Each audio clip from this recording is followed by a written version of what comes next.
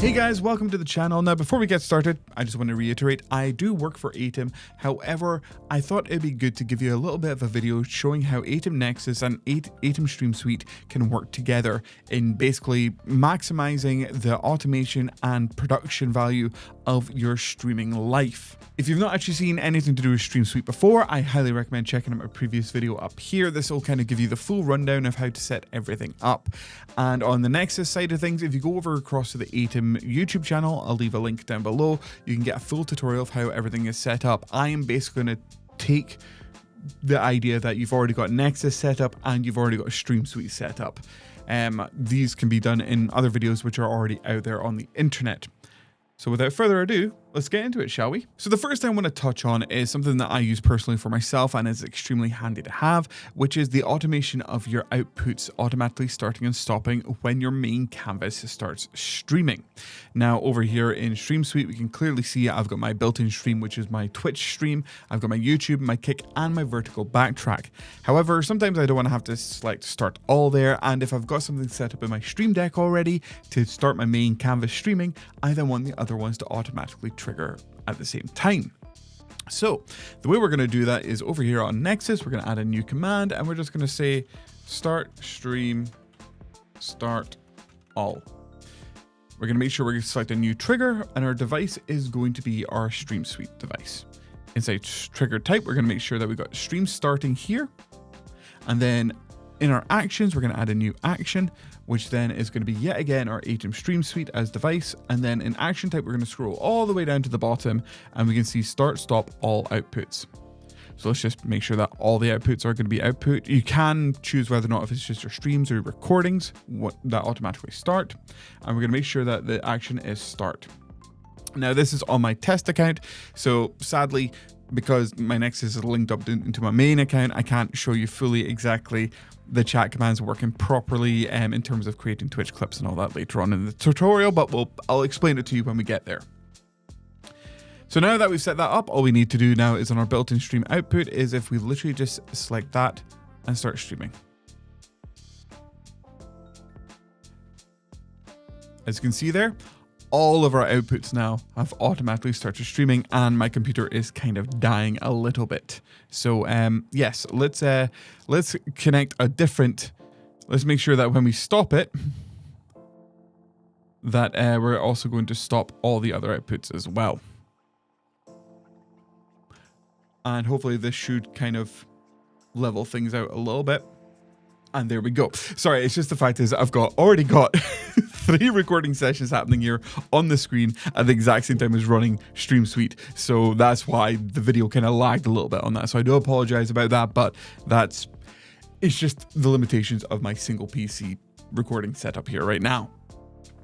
The other thing that you can also do is when you're actually live at the same time, you can also automatically enable your vertical backtrack to trigger through a chat command. Now, the handy thing within the backtrack on your OBS is the fact is that you are saving your file locally onto your machine, so the quality is much higher than what you would get on Twitch. So it allows you to kind of have a little bit more time for topping and tailing as well. If you don't want the 30 seconds or 60 seconds that Twitch gives you, you can set it up for about 2 minutes, which basically allows you to kind of really get into the nitty-gritty while posting these for short form content. So what we're going to do is we're going to make sure that we add a new command in. This is going to be clip command. Our new trigger is literally going to be a Twitch device and trigger type is going to be a chat message. And we're going to make sure that that chat message is !clip. We're then going to add a new action. Our device type is going to be Aitum Stream Suite. Action type, if we scroll all the way down to the bottom, is going to be save backtrack. Our output then is going to be our vertical backtrack, and we can save that as that. So basically this means as long as our vertical backtrack here in Stream Suite is running and no problem at all, we can save this locally out to our machine. And now if we go into my Twitch chat, and if I do !clip, there we go.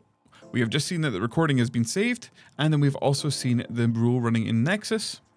Now let's just open up our videos here and our backtracks.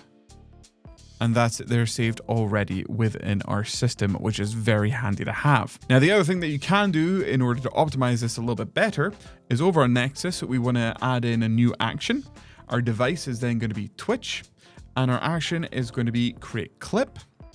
And we're just going to add a little bit of delay creation, because just to make sure that when they do create the clip, that it is within timing of the actual stream and not what you have on your actual computer. And at the same time too, we want to acknowledge that this clip has also been saved. So we're going to add in another action with our Twitch device, and then we're going to say send chat message as broadcaster. Our broadcast message is then going to be clip, and then we're going to click down on variables and click Twitch username and an exclamation mark at the end.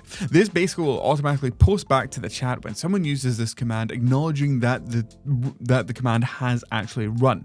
So what we've got here is we've got our stream suite save backtrack to our local machine. We then have a create clip on Twitch. And then we also have a send chat message acknowledging that the clip has been created. One thing I do have to mention is that because I'm not live on my main channel, the Twitch create clip will actually fail. You have to be live in order for that to actually work. However, the other actions will work. So if I literally say here, exclamation mark clip. Let me just bring this across. You can see here now on my channel, we have had the thank you for this clip at Colin Horn.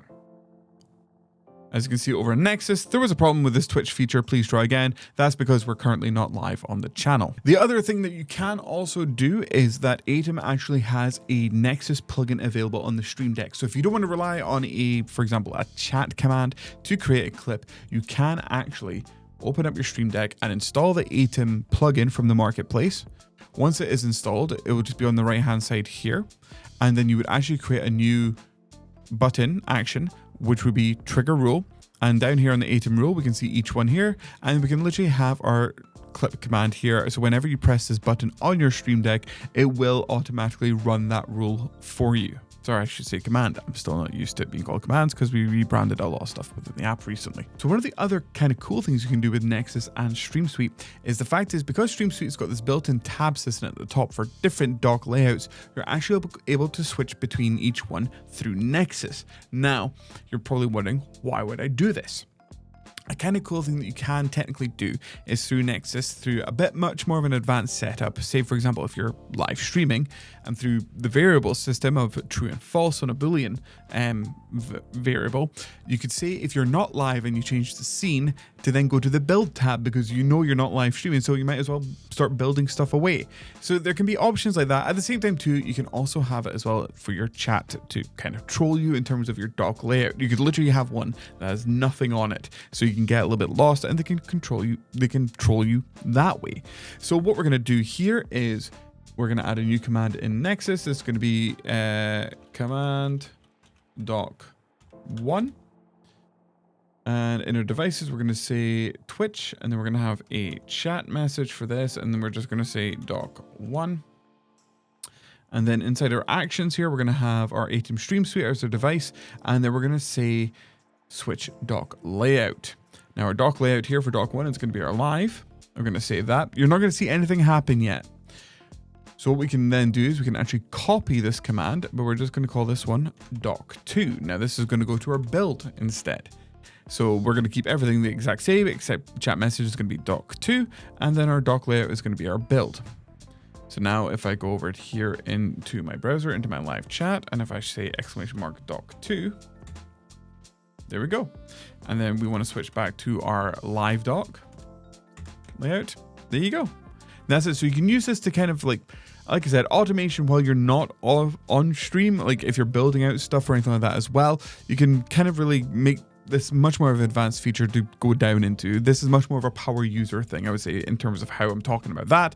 But if you want your chat to be able to control you, you can literally do it through a channel point redemption or a chat message. Now, one of the other cool things as well, and I use this one personally, is you're actually able to hide and show docs based upon chat redemptions. You can do it through chat messages. You can do it through even just a Stream Deck button with the plugin installed on the Stream Deck.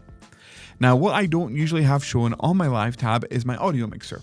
I'm very quite confident that my audio is always going to be working. However, there are times when I'm like, can anyone hear me, or the chat will try and troll me saying that I'm muted when I know I shouldn't be, but I want to be able to quickly see what's what. So as you can see here in the build tab, we've got the audio mixer here, but however on my live tab, I don't have this as an option.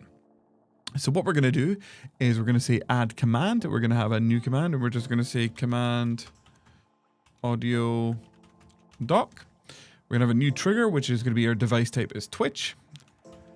Chat message muted. And then inside our actions here, we're then going to have device, Aitum Stream Suite, and then we're going to scroll down to the bottom. We're going to have show hide dock. That's what we want to select here. We're just going to have it as show. And then our output here, we're going to look for the mixer dock, because that's the definition of it within OBS. We're going to save that. However, let's add a little bit more of a warning, because just in case we might be in a game, let's add a sound effect to that as well. So we're going to say new action, device is then going to be Nexus, and then we're going to say play sound, volume 100%. Select the audio device you want to hear this output into, in case, for example, you might have a monitor output on your computer, only you can hear and not chat. So we're just going to select our main output, and then we're going to select our sound file here as well. And there we go. So now if the chat thinks that I am muted, or if they can't hear stuff, when they type !muted in, you're going to get this result. Hey, listen!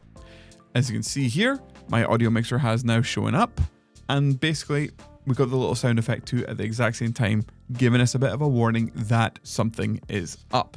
But yeah, so there we go. That's a little bit of a rundown of exactly showing you how you can control Aitum Stream Suite on OBS through the Nexus app. Now, I use this myself, but I do go for much more advanced features, such as when I change my scenes, I change my lights in my studio, or I enable and disable channel point redemptions. There's a lot more that you can do with Nexus and especially OBS itself. So if you want to check that out, please go and have a look at the Aitum channel. There's a full rundown of tutorials of exactly how you can do this.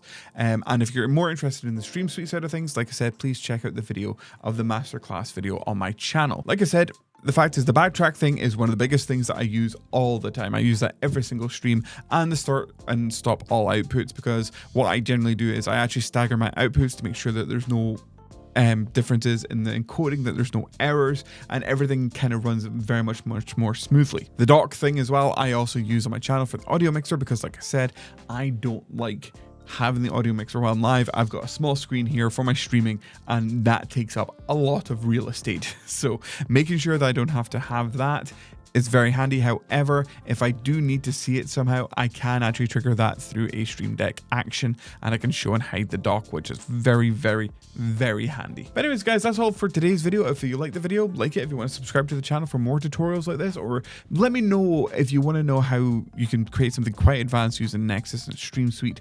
I will do a video kind of running down maybe 4 or 5 of the main ones that people are asking for on this. But until then, I'll catch you in the next one. I'll see you.